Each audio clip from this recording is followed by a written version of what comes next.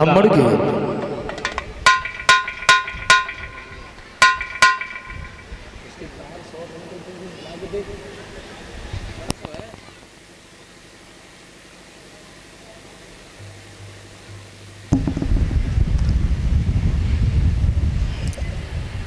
महतर नजदीक आ गया। जवाब दिया हरिश्चंद्र।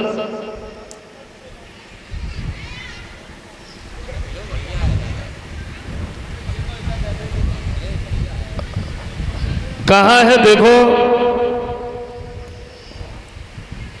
20 भार सोना देकर के हम तुम्हें खरीद करके लाए हैं, हमें यहां बिठाने के लिए नहीं लाए। और बार बार हमारे काम बताने की आदत है नहीं तुम्हें, एक बार हम काम बता देंगे तुम्हें पूरा करना होगा। बोले महाराज अभी मुझे क्या करना है? ऐसा करो ये झाड़ू उठाओ और काशी की गलियां साफ करके आओ, और जब तुम गलियां साफ करके आओगे उसके बाद में तुम्हें भोजन दिया जाएगा। महाराज हरिश्चंद्र ने झाड़ू उठाया, ये काशी की गलियां साफ करने के लिए गए। समय को बदलते बिल्कुल देर नहीं लगती है, और इंसान की जिंदगी में कभी सुख है तो कभी दुख है।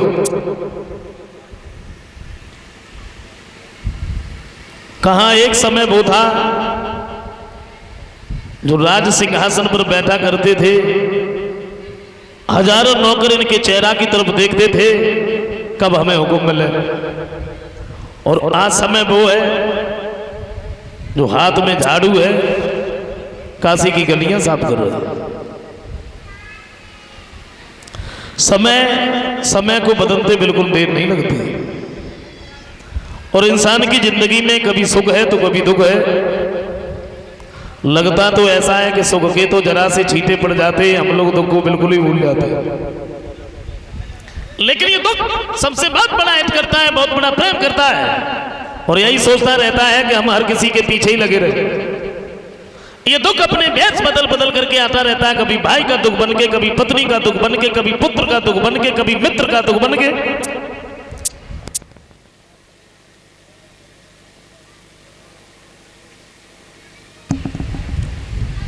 तीन प्रकार के जो ताप बताए हैं इनसे कोई नहीं बचा।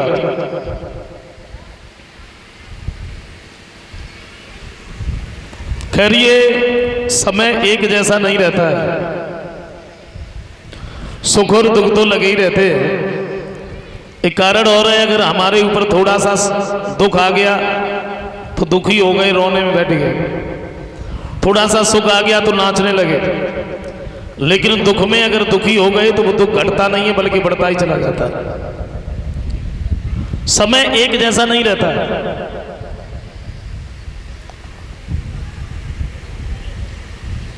और मैं तो ये कहता हूं कि जिस परिस्थिति में जियो हमेशा मुस्कुराते रहो। जिस परिस्थिति में जियो हमेशा मुस्कुराते रहो। ये सोच लो जब वो दिन नहीं रहे तो फिर ये भी नहीं रहेंगे।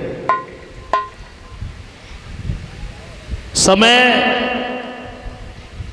देखो, समय जो निकल गया वो निकल गया, और समय को जिसने समझ लिया समझ लो वो कुछ बन गया, और समय को जो यूं ही जाने दिया वो कभी कुछ नहीं कर पाया। लेकिन एक बात और है, जब समय आता है तब समझदारी नहीं होती है अक्सर, और जब समझदारी आती है तब तक समय निकल जाता है। कभी कहते हैं कि समय समय पर होत है समय समय की बात, और काऊ समय को दिन बढ़ो काऊ समय की रात। समय के अनुसार ही कार्य करना चाहिए, नहीं तो फिर गड़बड़ हो जाती है।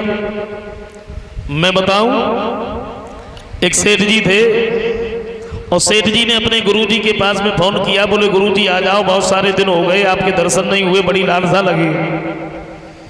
तो गुरुजी बोले बेटा जून का महीना है, तुम्हारे उधर बड़ी गर्मियां पड़ रही हैं, मैं इधर हिमालय में हूं, बड़ा आनंद आ रहा है। सेठ जी ने जाने आग्रह किया। बोले आ जाइए गुरुजी, हम आपको कोई तकलीफ नहीं होने देंगे। गुरुजी आ गए, और सेठ जी ने गुरुजी की बड़ी सेवा की। 2-4 नौकर लगा दिए।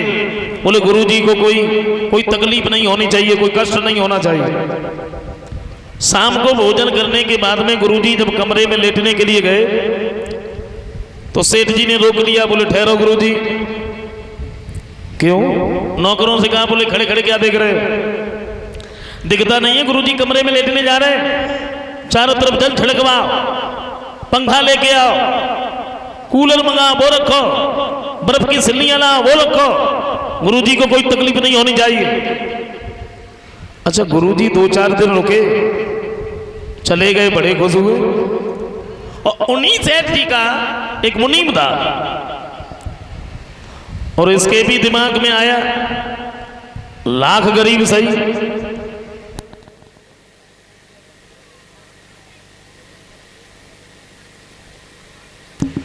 बोले हम लाख गरीब सही।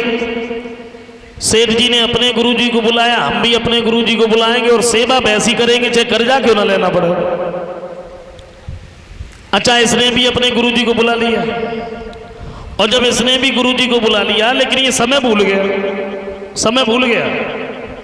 सेठ जी ने गुरुजी को बुलाया जून के महीने में गर्मियों में, और इसने गुरुजी को बुला लिया जनवरी में सर्दियों में। समय भूल गए।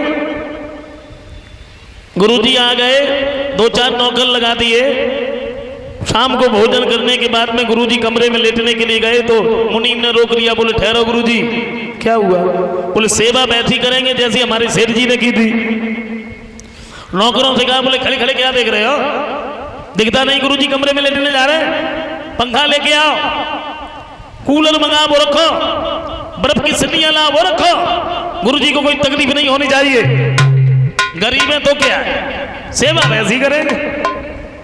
अब बताइए, जनवरी के महीने में और ऐसी हालत में गुरुजी को रात को अगर उस कमरे में लिटा दिया जाए तो सुबह को गुरुजी उठेंगे या उठाया जाएगा? समय का बड़ा ध्यान रखना चाहिए। खैर, ये सुख और दुख तो लगे रहते हैं, इसमें कोई दोहरा नहीं है, लेकिन एक बात और है, अगर हमारे ऊपर कभी दुख ना आया तो हमें सुख का अभाव कैसे होगा कि सुख होता क्या है। इंग्लिश के एक राइटर लिखते हैं कि स्ट्रगल इज लाइफ। वो ये कहते हैं कि संघर्ष ही जीवन है। लेकिन एक दूसरे राइटर कुछ और लिखते हैं, लाइफ इज ए ड्रामा। जिंदगी क्या है? एक नाटक है। इस सुख दुख लगे रहते हैं, एक जैसे समय नहीं रहता।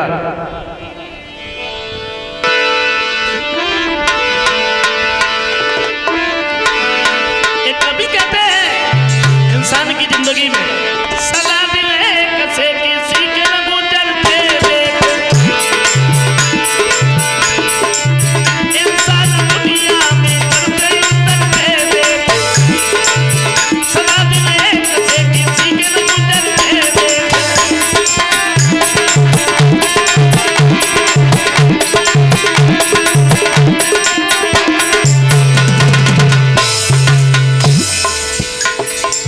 देखा होगा बुजुर्गों ने क्या,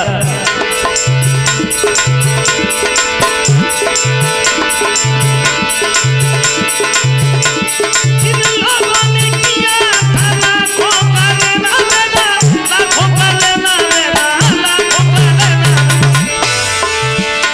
जिन्हें यही नहीं मालूम था कि हमारे खजाने में कितनी दौलत है, बैंक में बैलेंस, गाड़ियां, बंगले, नौकर। अच्छा, जब पैसा पास में था तो बड़ा अभिमान भी था। ये सोचते थे कि मैं कुछ हूं। और माफ करें, देखो, अगर बुद्धि नहीं है, ज्ञान नहीं है और लोगों के पास में 2-3 चीजें हो जाए पर अभिमान हो जाता है।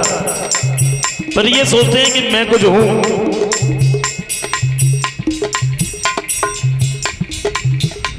पहले पैसा पास में ना हो पर पैसा इकट्ठा हो जाए, समाज में लोग सम्मान करने लगे, थोड़ा नाम हो जाए तो फिर ये सोचते हैं कि मैं कुछ हूं।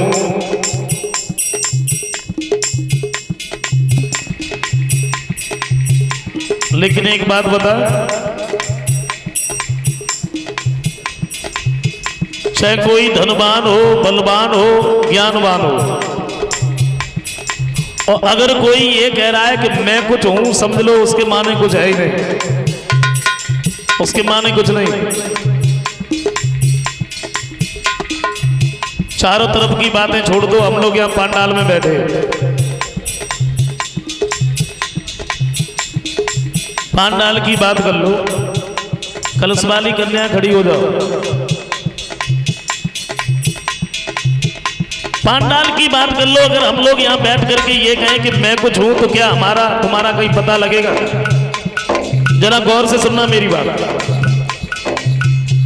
भागवत में श्री सुखदेव जी वर्णन करते हैं कि भगवान के एक रोमे में करोड़ों ब्रह्मांड यूं ही लुढ़कते रहते हैं, एक रोमे में। तो पहली बात तो हम अपने ब्रह्मांड का पता नहीं लगा पाएंगे कि हमारा ब्रह्मांड है कौन सा। अगर हमने अपने ब्रह्मांड का पता लगा लिया तो हमारे ब्रह्मांड में 14 लोक है, 14। और 14 लोकों में मुख्य 3 लोक है। 3 लोकों में ये मृत लोक है, और मृत लोक में 7 द्वीप है। 7 द्वीप में एक जम्बू द्वीप है, और एक जम्बू द्वीप में 9 वर्ष है, और 9 वर्ष में ये अपना भारतवर्ष है। भारतवर्ष में ये उत्तर प्रदेश है। उत्तर प्रदेश में ये डिस्ट्रिक्ट एटा है, और डिस्ट्रिक्ट एटा के सही गांव, और सही गांव का ये खेत है। खेत में पंडाल लगा है, इसके नीचे हम लोग बैठे।